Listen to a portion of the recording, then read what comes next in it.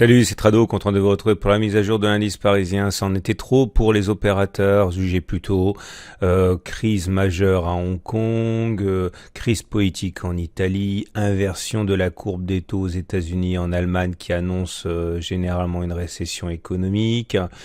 Si on ajoute à cela toutes les incertitudes sur le plan commercial entre les États-Unis et la Chine, bon, on a vraiment un cocktail détonnant de mauvaises nouvelles et il ne faut pas s'attendre à des éléments extrêmement porteurs pour les marchés dans ces conditions. Et on vient toucher finalement le support journalier des 5226, 5253.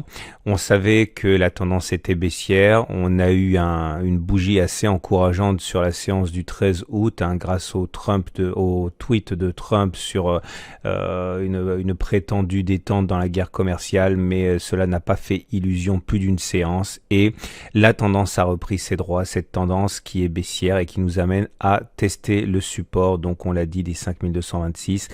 On peut douter de la capacité de ce maigre support journalier à tenir, puisque vous le savez, peut-être les marchés américains ont clôturé en forte baisse à moins 3%. On devrait donc ouvrir dans de mauvaises dispositions jeudi et le support hebdomadaire des 5147, 5168 qu'on a tous sur nos plateformes risque d'être sollicité. On verra si une réaction digne de ce nom apparaît sur ce niveau. En tout cas, à titre personnel, je le dis et je le répète, l'analyse technique est une chose, le trading en est une autre. Les deux sont difficiles, mais lorsque l'on parle de trading, eh bien, de toute manière, moi, je n'interviens en swing que sur des supports et des résistances. Et à partir de là, on verra si une réaction positive apparaît sur le support hebdomadaire des 5147 pour essayer de bénéficier d'une réaction d'orgueil. Mais en tout cas, il y a de fortes chances pour qu'elle soit sollicitée avant la résistance journalière des 5465. Les indicateurs techniques forcément n'ont pas beaucoup changé, ils sont toujours baissiers, nous sommes toujours en dessous de la moyenne mobile à 20 jours qui descend. Nous avons eu, on l'a signalé en temps réel, il y a une dizaine de séances, un croisement fort M7, M20, on paye pour cela et c'était un des éléments également qui a mené à privilégier le retour sur des supports plutôt que le test de résistance.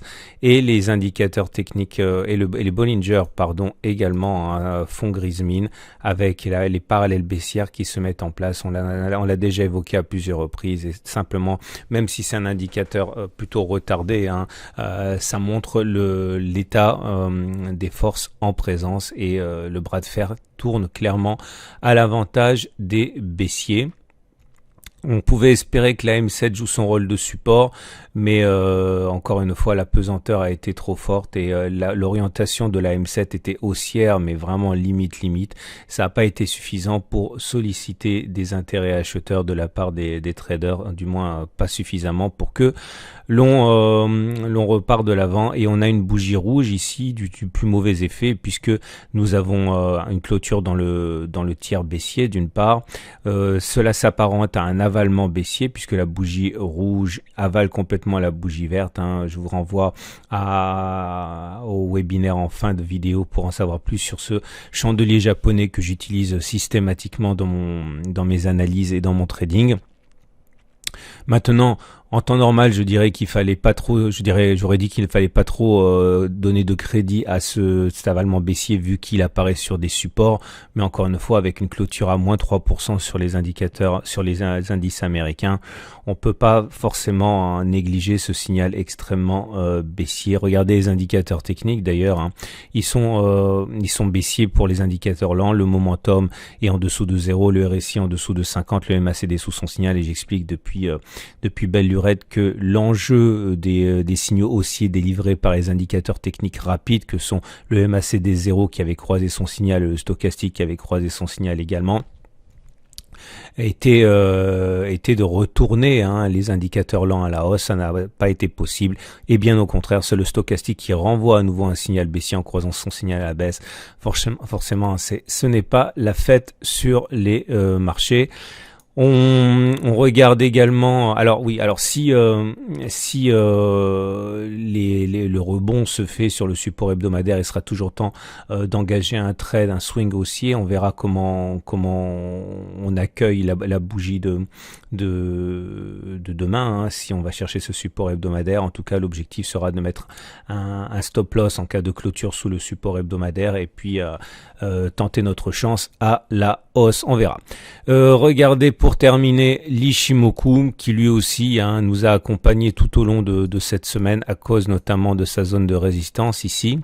Je vous rappelle, un plat de SSB, un twist, un autre plat de SSB, tout ça, ça formait une résistance. On en a parlé beaucoup et vous voyez ça plus la Tenkan d'ailleurs, les traders Ichimoku sont donnés à cœur joie sur cette résistance et tout ça explique la faiblesse des cours qu'on peut constater actuellement. Alors la tendance est toujours neutre. Je vous rappelle que tant que le nuage est à plat, que la SSB dérive comme ça horizontalement, on sera en tendance baissière. Mais j'ai également dit que on a notre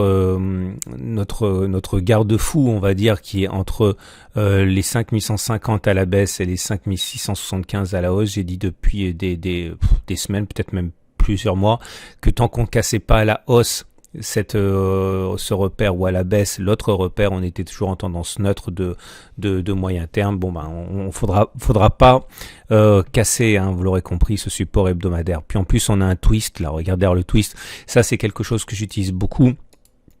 Vous le savez, le twist se retrouve au milieu d'une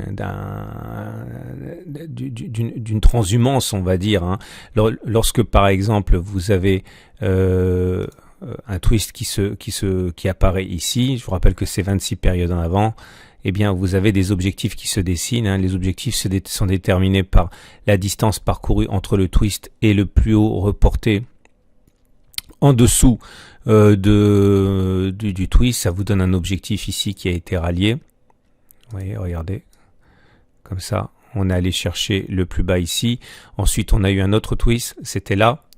Donc du coup on pouvait prendre les plus bas de la bougie, aller chercher la hauteur du twist ici, reporter par-delà le twist, ça vous donnait quelque chose comme ça, un objectif qui a également été rallié. Et là un nouveau twist, ça veut dire quoi? Ça veut dire qu'on prend la distance entre les plus hauts et le twist ici, que l'on reporte en dessous du niveau de twist. Ça vous donnerait un objectif qui est justement d'aller chercher le support hebdomadaire. Donc tout ça concorde, il faudra vraiment faire attention. Ça reste sous contrôle tant qu'on maintient le support hebdomadaire en dessous. Ça risque de déchaîner les forces baissières. Voilà. J'espère que ça vous a permis d'y voir un petit peu plus clair dans ce qu'on a actuellement. J'attends avec impatience la clôture de vendredi, voir si on préserve ce support hebdomadaire ou pas. Si on le casse à la baisse, ça risque de faire assez mal. Voilà, je vous souhaite une excellente journée. Je vous renvoie à la fin de la vidéo pour regarder une fois de plus, si vous l'avez pas encore fait, la vidéo hebdomadaire que je publie sur l'or et sur l'argent, parce qu'évidemment l'or profite à plein de l'évolution actuelle. Il est jamais trop tard pour diversifier et l'or peut-être être pour vous une solution. Voilà, je vous souhaite une excellente journée et je vous dis à demain pour la mise à jour.